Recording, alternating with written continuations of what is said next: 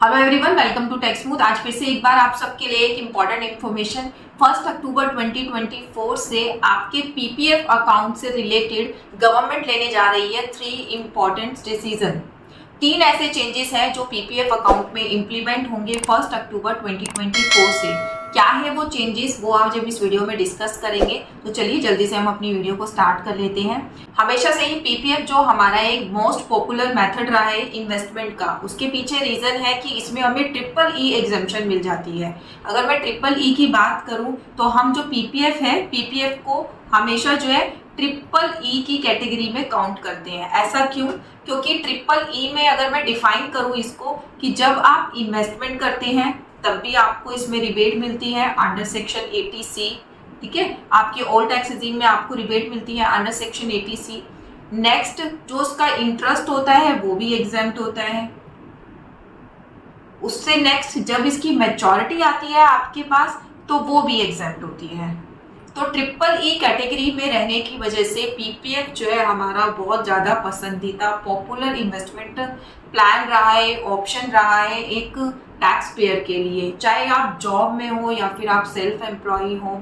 Job वालों के तो अगर मैं पहले की बात करूं या फिर पहले किसी का भी कोई भी अगर जॉब में है तो टैक्स सेविंग के लिए उसके एम्प्लॉयर की तरफ से पीपीएफ कंट्रीब्यूशन तो जाता ही जाता है। और अगर मैं सेल्फ एम्प्लॉयर्स की बात करूं तो सेल्फ एम्प्लॉयर्स भी अपने फ्यूचर को सिक्योर करते हुए और उनको भी एटीसी की रिडक्शन तो उनको भी चाहिए, तो वो भी पीपीएफ में इन्वेस्टमेंट करते ही करते हैं। और पीपीएफ के अंदर आप कितनी एग्जेम्पशन क्लेम कर सकते हैं, वो है 1.5 लाख रुपये। एटीसी के अंदर हम 1.5 लाख की रिबेट क्लेम कर सकते हैं या फिर कर सकते थे भी, मैं यहाँ पे यूज कर सकती हूँ, क्योंकि 80C की जो रिबेट आपको मिलती है वो मिलती है ओल्ड टैक्स रिजीम में। न्यू टैक्स रिजीम में ऐसी कोई रिबेट अभी हमें नहीं मिलती है, कोई भी रिडक्शन हमें अलाउ नहीं होती है न्यू टैक्स रिजीम में। तो अब अगर आप न्यू टैक्स रिजीम में अपनी रिटर्न भर रहे हैं और पीपीएफ में इन्वेस्ट कर रहे हैं तो वो एक पर्पस हो गया कि मैं इन्वेस्टमेंट पर्पज से अपना पीपीएफ अकाउंट कंटिन्यू कर रही हूँ। जबकि टैक्स पर्पज से जो फर्स्ट ई है वो फर्स्ट ई हम लोगों के लिए डिलीट कर दिया गया है, जो भी न्यू टैक्स रिजीम को ऑप्ट कर रहे हैं। बाकी के जो 2E है वो उनको एप्लीकेबल रहेंगे कि इनका इंटरेस्ट भी एग्जाम्प्ट है और उनकी मैच्योरिटी अमाउंट भी एग्जाम्प्ट है। तो ये तो था एक छोटा सा बैकग्राउंड जो मैंने आपको पीपीएफ का बताया कि क्यों हम पीपीएफ की तरफ इतना ज़्यादा इन्वेस्ट करते हैं, इसको अपना बेस्ट ऑप्शन मान के चलते हैं। अब बात करते हैं 1 अक्टूबर 2024 से गवर्नमेंट ऐसा क्या चेंज लाने वाली है जिसकी वजह से आपको अपना पीपीएफ अकाउंट भी क्लोज करना पड़ सकता है। तो उन डिसीजंस की अगर मैं बात करूं, उन चेंजेस की बात करूं तो there are 3 type of changes. PPF account for minor जो चेंजेस आया है, अगर आपने किसी अपने माइनर चाइल्ड का पीपीएफ अकाउंट ओपन करा रखा है तो उससे रिलेटेड आया है, या फिर आपने एक से ज़्यादा पीपीएफ अकाउंट अपने होल्ड कर रखे हैं, जो कि टेक्निकली पॉसिबल नहीं होता बट पहले ओपन हो जाते थे कि हमने एक पीपीएफ अकाउंट अपना जो है पोस्ट ऑफिस में ओपन करा लिया, दूसरा बैंक में करा लिया, तो इस तरीके से ओपन हो जाते थे। अब थोड़ा रेस्ट्रिक्शन हो गई है, अब ओपन करने में प्रॉब्लम आती है, बट पहले लोगों ने जिन्होंने ओपन करा रखे हैं उन्होंने मल्टीपल अकाउंट्स भी होल्ड कर रखे हैं पीपीएफ में। थर्ड जो इसमें चेंजेस ये लाए हैं वो है रिलेटेड टू एनआरआई अकाउंट, कि अगर एक एनआरआई ने पीपीएफ अकाउंट होल्ड कर रखा है तो उसकी क्या इन्होंने चेंज लाए हैं उसके बारे में। तो सबसे पहले हम बात करेंगे माइनर से रिलेटेड क्या चेंज आने वाला है 1 अक्टूबर 2024 से। ये तीनों ही चेंजेस आपके 1 अक्टूबर 2024 से एप्लीकेबल होने वाले हैं। माइनर के केस में ये लोग चेंज लेके आए हैं, वो है in case of PPF account open under the name of minor, the interest rate applicable to post office saving account will be paid on such irregular accounts until the minor reach the age of 18। ये कह रहे हैं कि अगर आपने अपने किसी minor child के नाम पे अपना पीपीएफ अकाउंट ओपन करा रखा है तो उस केस में जो हम आपको रेट ऑफ इंटरेस्ट देंगे वो हम देंगे सिर्फ और सिर्फ जितना कि पोस्ट ऑफिस में एक सेविंग अकाउंट ओपन कराते आप तो आपको मिलता। दैट इज, अगर मैं वैसे बात करूँ इंटरेस्ट के केस में, कि आज के टाइम पे पीपीएफ अकाउंट में आपको 7.1% रेट ऑफ इंटरेस्ट मिल रहा है। अगर आपने एक माइनर का अकाउंट ओपन करा रखा है तो उस केस में हम आपको रेट ऑफ इंटरेस्ट जो देंगे वो 7.1% ना देकर, जो कि एक पोस्ट ऑफिस का सेविंग अकाउंट का रेट ऑफ इंटरेस्ट होता है जो कि यूजुअली 4% आपका रहता है, हम इतना आपको इंटरेस्ट देंगे। जो बेनिफिट आपको हायर साइड पीपीएफ में मिलता वो हम आपको इसमें नहीं देंगे अगर आपका माइनर का अकाउंट है तो यहाँ पर भी एक इन्होंने पेज डाला, इन्होंने जो माइनर्स के अकाउंट्स की बात करी वो करी इर्रेगुलर अकाउंट्स की। अगर माइनर का इर्रेगुलर अकाउंट है तो जब ये नोटिफिकेशन आई थी तो लोगों में बहुत ज़्यादा व्यूज थे कि क्या सारे माइनर अकाउंट्स के लिए ये चेंजेस ले आए। तो यहाँ पर ये जो इर्रेगुलर की वर्ड का मीनिंग है वो यहाँ पे जब तक इतना क्लेरिफाई नहीं था, लेकिन बाद में नोटिफिकेशन आई, सर्कुलर आया, तो उसमें इस इरेगुलर अकाउंट को डिफाइन कर दिया गया कि यहाँ पे इरेगुलर अकाउंट का मतलब है कि अगर माइनर की अकाउंट में पेरेंट्स की डिटेल एड ऑन नहीं है तो वो तो है इरेगुलर अकाउंट की, पता ही नहीं चल रहा कि उसके गार्जियन कौन है, पेरेंट्स कौन है, तो उस केस में वो अकाउंट हो गया आपका इरेगुलर अकाउंट और उसमें आपको पे होगा 4% इंटरेस्ट ओनली। बट अगर उसमें पेरेंट्स की अकाउंट्स की डिटेल एडेड है तो उसको आप पीपीएफ अकाउंट लेके चलेंगे, उसमें आपको पीपीएफ वाला ही इंटरेस्ट मिलेगा। उसके पीछे लॉजिक क्या था, अगर मैं इनकम टैक्स के पॉइंट ऑफ व्यू से आपको बताऊं तो वो भी समझा देती हूँ कि अगर एक माइनर को इनकम होती है तो वो अल्टीमेटली जब भी हम इनकम टैक्स की रिटर्न को फाइल करते हैं तो वो उनके पेरेंट्स की इनकम में क्लब होके फिर उस पर टैक्स लगता है। माइनर की सेल्फ जो इनकम टैक्स रिटर्न है वो फाइल नहीं होती, ठीक है, उसके पेरेंट्स की इनकम के साथ वो क्लब होके जाती है। अगर आपने अपने माइनर का पीपीएफ अकाउंट ओपन कराया हुआ है और उसमें पेरेंट्स की डिटेल एड ऑन है, दैट मीन्स पेरेंट्स को जो 80C की रिबेट मिल रही है 1,50,000, तो वो पेरेंट क्लेम कर सकता है उस माइनर में जो वो इन्वेस्टमेंट कर रहा है उससे रिलेटेड भी। तो वहां पर वो क्योंकि इन्वेस्टमेंट करके क्लेम कर रहा है 1,50,000 से ज़्यादा वो बेनिफिट नहीं ले रहा है, क्योंकि उसने मान लो अपना भी पीपीएफ अकाउंट ओपन करा रखा है, अपने बच्चे का भी करा रखा है, तो ओवरऑल जो उसको रिबेट मिलेगी वो 150 की ही मिलेगी। तो उस केस में क्या है, हाईलाइटेड है वो पोर्शन, पता लग रहा है गवर्नमेंट को कि ये इस पर्टिकुलर पर्सन का ही पीपीएफ अकाउंट है, बस उसमें जो नाम है वो उन्होंने बच्चे का दे दिया। ओवरऑल लिमिट गवर्नमेंट आपको 1.5 लाख की ही देगी। बट पहले क्या होता था, लोग क्या करते थे, क्योंकि उनको हायर इंटरेस्ट मिल रहा है प्लस फ्यूचर में इंटरेस्ट भी टैक्सेबल नहीं है, प्रिंसिपल भी टैक्सेबल नहीं है, तो वो क्या करते थे, विदाउट अपनी इंफॉर्मेशन दे माइनर का अकाउंट ओपन करा लेते थे, ताकि साइड बाय साइड उनकी जो इन्वेस्टमेंट है वो चलती रहे। उसका जो पता है गवर्नमेंट को वो अभी तो चलेगा नहीं, लास्ट में जब 15 साल बाद 20 साल बाद मैच्योरिटी के टाइम पर पैसा आएगा तब वो एग्जेम्प्ट हो जाएगा। तो इन सब केसेस को बचाने के लिए अब ये रूल ला दिया गया कि अगर आपका इरेगुलर अकाउंट है, पेरेंट्स की डिटेल उसमें एड ऑन नहीं है, तो उसमें आपको हम पीपीएफ का 7.1% इंटरेस्ट नहीं देंगे, सिर्फ और सिर्फ 4% इंटरेस्ट देंगे, जितना कि पोस्ट ऑफिस में मिलता है। और ये रूल्स आपका कब से एप्लीकेबल होगा, 1 अक्टूबर 2024 से। नेक्स्ट जो इसमें ये चेंज लाए वो ये लाए कि आपको वो पीपीएफ का इंटरेस्ट कब से मिलना शुरू होगा, जब आपका जो बच्चा है वो 18 क्रॉस कर देगा तो हम उस पर दोबारा पीपीएफ का इंटरेस्ट आपको देने लग जाएंगे। और जो पीपीएफ अकाउंट की मैच्योरिटी का टाइम होता है, जो 15 इयर्स का आपका टाइम होता है, वो आपका शुरू होगा जब आपका बच्चा मैच्योर हो जाएगा, उसके बाद 18 इयर्स के बाद वो हम टाइम उसको जो है काउंट करना शुरू करेंगे।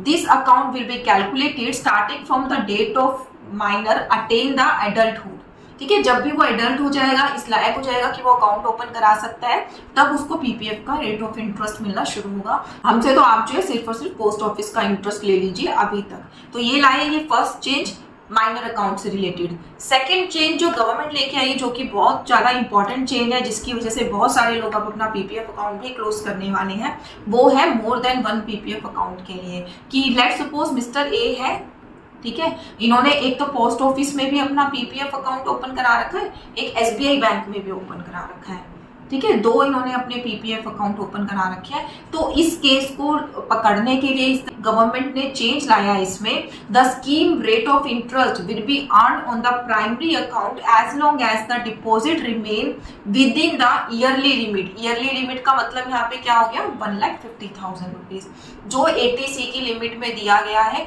कि 1,50,000 तक अगर आप उसमें डिपॉजिट कराते हैं तो आपको जो है 80C की रिबेट मिलती है, अगर उससे ज़्यादा कराते हैं तो आप उससे ज़्यादा की रिबेट आपको नहीं दे पाते। तो पीपीएफ अकाउंट में भी आपकी ईयरली लिमिट होती है कि आप 1.5 लाख से ज्यादा इन्वेस्ट नहीं कर सकते। तो इस स्टेज में भी ये चेंज लेके आए कि अगर आपके एक से ज्यादा अकाउंट है तो आपको ये ऑप्शन दिया जाएगा कि आप एक अकाउंट को अपना प्राइमरी अकाउंट बता दीजिए कि ये मेरा अकाउंट प्राइमरी अकाउंट है।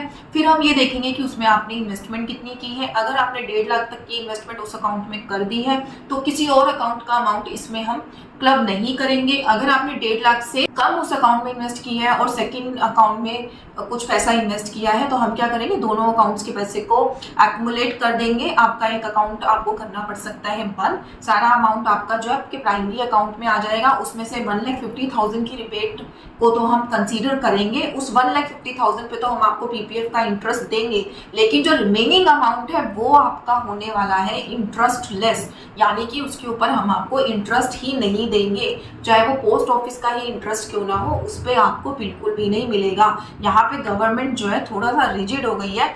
गवर्नमेंट कहती है कि अगर आप 1,50,000 तक की इन्वेस्टमेंट करते हैं, जो कि पीपीएफ में बोला गया है कि आप ईयरली 150 तक की कर सकते हैं, इससे ज्यादा अगर आप करेंगे तो वो रेट ऑफ इंटरेस्ट आपका वेरी हो जाता है। अगर आपने मल्टीपल अकाउंट बना रखे हैं और मल्टीपल अकाउंट में 150 की जो रिबेट है उसको क्लेम करते आ रहे हैं, तो उससे रिलेटेड हमने आपके लिए रूल बना दिया कि अब आपको क्या करना है, एक ही अकाउंट में अपने सारे पैसों को एक्युमुलेट करना है। उसमें से जो 150 है उसकी हम आपको पीपीएफ का इंटरेस्ट देंगे। 150 से ऊपर जो भी आपका अमाउंट है आपको वापस कर दिया जाएगा, हम उस पर आपको कोई भी इंटरेस्ट जो है नहीं देंगे। आप उसको फर्दर किसी और स्कीम में आप इन्वेस्ट कर दीजिए, बट यहाँ पे तो आपको उसका इंटरेस्ट नहीं मिलेगा। The investor choose to account from any post office और agency bank and after the regularisation the primary account is the one they wish to remain if the primary account stay below the applicable investment limit each year. Applicable investment limit मतलब 1.5 लाख से कम रहा है अगर primary account में, the balance in the second account will be combined with it, the primary account will continue to earn the prevailing scheme rate of interest that is 7.1%।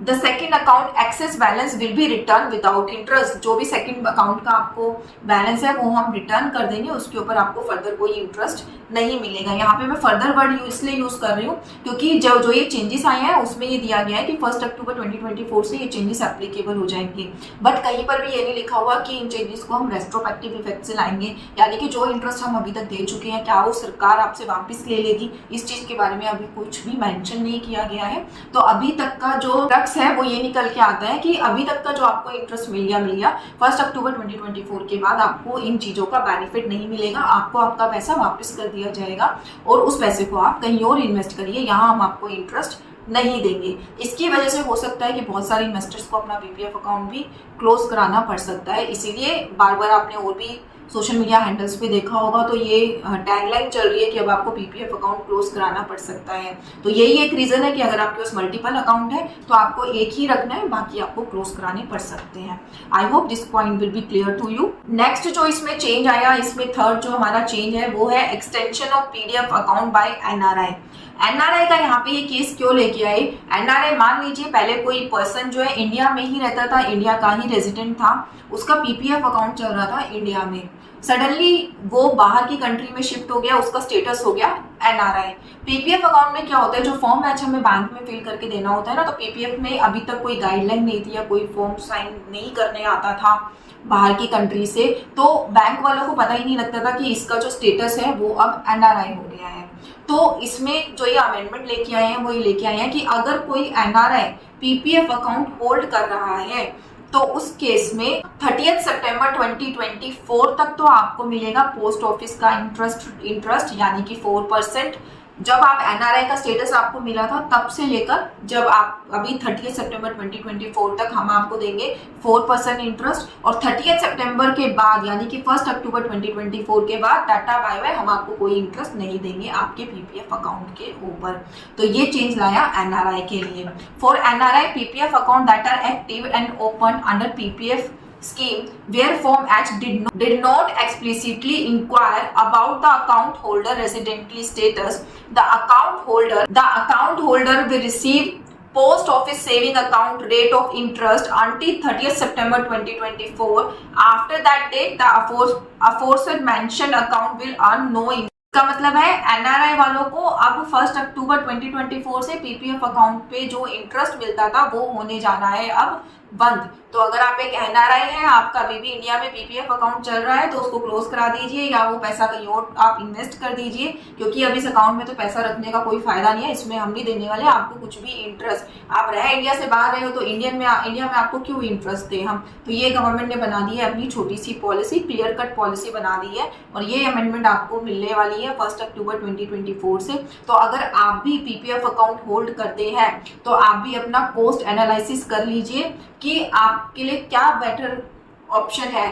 तो ये थी हमारी वीडियो पीपीएफ अकाउंट के ऊपर। इसी तरीके की नॉलेजेबल वीडियोस के लिए टैक्स स्मूथ को फॉलो करते रहिए। कोई क्वेरी है अगर आपकी इस वीडियो से रिलेटेड, तो कमेंट सेक्शन में डाल के पूछ सकते हैं आप। इस वीडियो को ज़्यादा से ज़्यादा अपने रिलेटिव और फ्रेंड्स को शेयर करिए, सो दैट उनको भी जो न्यू रूल्स आने वाले हैं पीपीएफ अकाउंट पे उसके बारे में पता रहे।